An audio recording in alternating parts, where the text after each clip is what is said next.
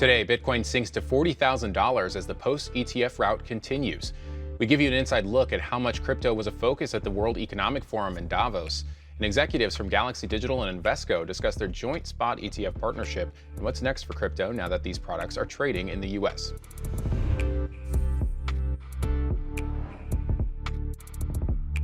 Welcome to CNBC's Crypto World. I'm Jordan Smith. Crypto prices in the red to end the week. As of noon Eastern, Bitcoin dropped to the $40,000 level for the first time since mid-December. Ether fell more than 2%, hovering around $2,400, and Solana sank more than 7.5%. The moves lower in digital assets weighed on crypto-related stocks like Coinbase and MicroStrategy, which, as of noon Eastern, both dropped more than 4%. The Bitcoin miners were also all in the red, with Marathon sinking nearly 9% and Riot and CleanSpark both falling more than 6%.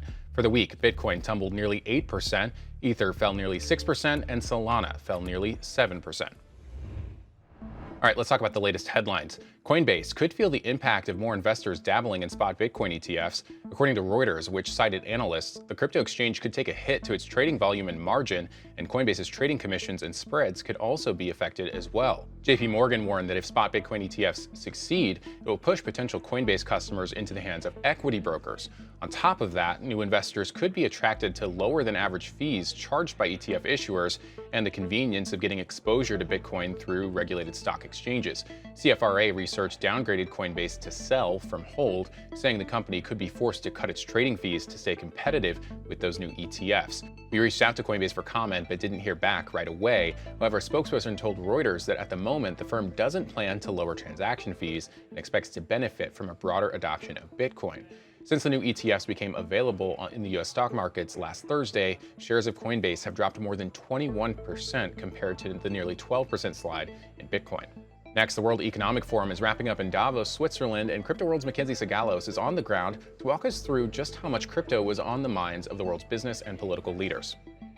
I'm here on the ground in Davos, where world leaders and CEOs from the biggest funds and companies on the planet are gathered to talk geopolitics, business, and especially tech. Last year at Davos, the crypto discussion dominated panels at the World Economic Forum. But this year, AI took over. Up and down the main street here, which is called the Promenade, companies and countries were advertising their AI tech. But Bitcoin and the recently launched spot ETFs in the US were another major talker on CNBC's air. JP Morgan CEO Jamie Dimon remains a critic, but others like BlackRock's Larry Fink are all in. And there's certainly a lot of enthusiasm around Wall Street jumping into the sector.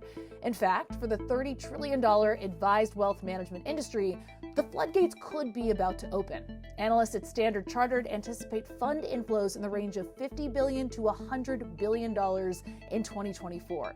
Now, the World Economic Forum may be wrapping up, but you can catch much more of my coverage on everything from crypto to AI over at CNBC.com. All right, back to spot ETFs for our main story. Yesterday, I spoke with Steve Kurz of Galaxy Digital and Kathy Kriskey of Invesco about their joint ETF partnership, how it's going, and what to expect for crypto now that those ETFs are live. Kathy, I want to start with you. Invesco and Galaxy's BTCO is among nearly a dozen spot Bitcoin products up for trading in the US right now. We are speaking exactly 1 week after the ETF launched, and I'm curious to know how you think it's going so far, what has adoption looked like, and sort of what sets BTCO apart. Well, thank you so much for that question, Jordan, because we believe our partnership sets us apart. So Invesco could have done this by ourselves, right? Galaxy could have done this by themselves. We chose to partner. So we're a leader in ETFs, right? We've been doing ETFs for 15 years. We have $500 billion in assets. And this is a differentiator. We focus on innovation. Galaxy, and I'll let Steve talk about their strengths, but they are the digital native with 5.3 in assets under management, super creative, that really focus on education. And we knew that we are better together. And we believe that no one else is offering this. And we can talk through some of the advantages we have, but the launch was very exciting. Obviously, historic event. And the BTCO, we believe, is a differentiated product. Not all ETFs are the same, and there are many differentiations, and we're going to talk through them. But one of the ones I wanted to highlight is just tracking error. right? When people want to buy a Bitcoin ETF, they want Bitcoin exposure. They want that price that they see on the screen for Bitcoin. And it is very concerning about some of our competitors and the operational structures that they have in place that really will limit them being able to get this sort of as close to the Bitcoin price as possible. They will have a lot of tracking error. And Steve, I know Steve can talk to you about what happened in Canada with one of their ETFs there. But the fact that the SEC chose for this to be cash creates alone and not in kind was a major hurdle for a lot of our competitors. There was almost panic amongst our competitors. For us, we've got this. Invesco has done Bitcoin, spot Bitcoin ETFs in Europe, and then Galaxy has done them abroad in Canada, in Brazil, in Germany. And so we had the operational advantage right out of the gate. And that was very pivotal for us. And when you look as an investor at this huge swath of counterparties and how do you choose who to go with? And a lot of focus is on fees. And we were the first ones to come out with the waiving the fee. So, but now a lot of our peers are at that same fee waiver down to zero, but it's not just about the management fee. Right? We talk about like the total cost of this. And so you need to consider the bid offer spread, this tracking error, like all of these factors where our combination of Invesco and Galaxy make us, we would argue, the best competitor amongst our peers. Yeah, Steve, I want you to talk about that advantage. I mean, Galaxy, as mentioned, has plenty of experience with the Cash Create ETF in Canada. You have experience in Brazil and Europe as well. Talk a little bit about how that experience prepared you to enter the U.S. market and why you're entering the U.S. market right now as crowded as it has become. Yeah, sure. And I would echo a lot of what Kathy said. I mean, this was an easy decision for us. One thing that's consistent with how we've approached all of this is the partnership approach. I think a crypto native is great at accessing Bitcoin. A crypto native is great at trading Bitcoin.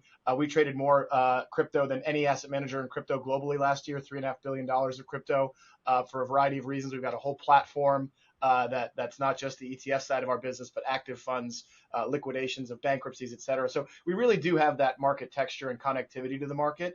I think we've learned a lot in Canada. Canada is a cash create market. And when you look at the workflows that we've been able to map over many years and through many crypto cycles, what ends up happening is you figure out how to source Bitcoin very efficiently, whether it's going up or whether it's going down, whether other people are in the market for Bitcoin at the same time. And you really build trust and familiarity with those underlying liquidity providers. And so when we say, Canada as an analog, it's very directly analogous in the cash create side. And we were able to outperform our competitor by 1,000 basis points last year, so 10%.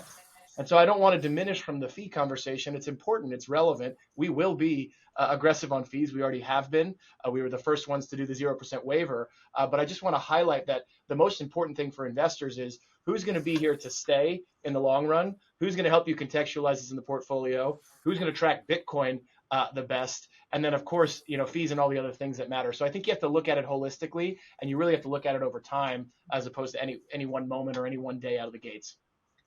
Kathy, something that's come up already several times is the race to lower fees, this increased competition.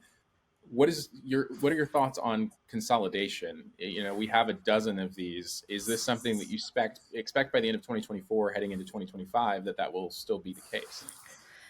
Really, we do believe there will be consolidation, but it's going to take time. I feel that almost every one of our peers in this space will give it at least a year, right? And that's what's important for our partnership. We've committed to the long term, the multiple years. Like we joke about, like we are officially married, right? Long term.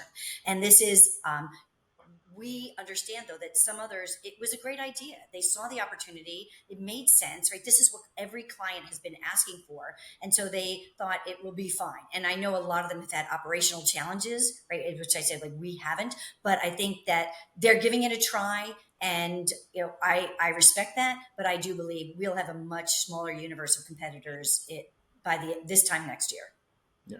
I also want to ask you about where you see this ETF fitting into an investment strategy for just a moment, because Bitcoin has been called by some as digital gold or a hedge against inflation, but we've also seen Bitcoin maybe sort of waver or struggle during this recent period of economic uncertainty.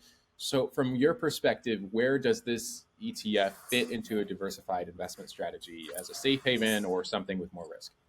Well, I love that question because, as you know, my background is commodities, right? 30 years of commodities. And we've been telling this story for commodities, saying like there should be a 5% allocation to most people's portfolio. And a lot of investors did put their 5% in. And we've done the math with Galaxy, and the math works out to 1% from equities actually gives the best risk adjusted return. And when we did this analysis, we only went back 5 years because I think it's sort of a cheating when people go back to the start of this, right? And like, oh, thousands of percent returns, right? That this is a different time, right? So the last 5 years, I think, is a good sort of time frame to analyze in terms of trying to decide what should this allocation be. Now, we know that it's going to be challenging for people to do the 1%, but even just that theme of getting off zero is key. And so I like to think that Bitcoin is inevitable, right? It is something that whether you want to invest or not, you need to learn about. And I think that's why it's great to have programs like this where people can try to understand, like, what is the value of Bitcoin, right? It is a macro asset. And that Mike Novogratz always leads with that, is a macro asset. And so it's affected by inflation, by the Fed moves, by, how is the economy doing, right? And even geopolitics. So I think that for those who want a diversification element, again, like commodities, we think it deserves that 1% allocation, but we know that it will take time. And that's why we feel like we're not in this big rush to get money in immediately. We know that our advisors and our clients need time to learn. So looking ahead, Invesco and Galaxy have a proposal in front of the SEC to launch spot Ether exchange traded funds. And back in December, the agency actually delayed that decision and they decided to push it to February. I'm not going to ask you to comment on that specific proposal itself, but I do wonder if you believe that the approval of these spot Bitcoin ETFs will make it easier for other crypto exchange traded products to be approved here in the US.